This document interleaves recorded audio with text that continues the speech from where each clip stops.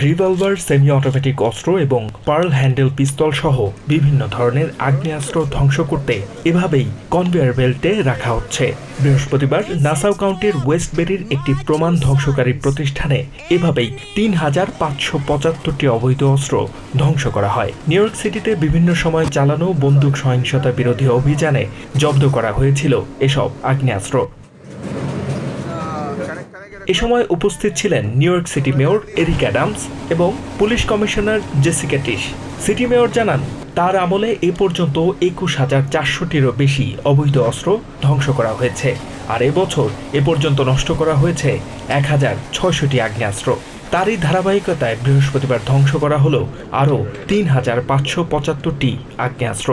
We have removed over 21,400 illegal guns off our streets.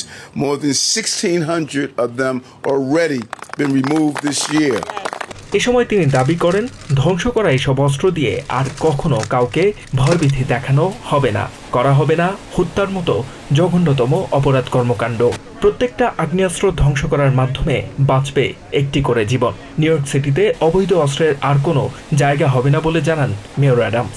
Never to be used again to threaten, kill, or injure someone. Each illegal gun we destroy will save a life.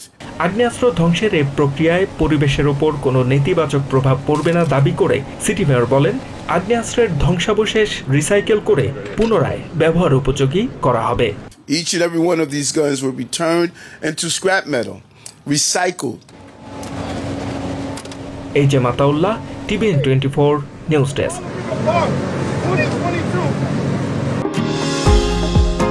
New York থেকে সম্প্রচারিত TVN 24 television বিশ্বজুড়ে বাঙালির কণ্ঠস্বর।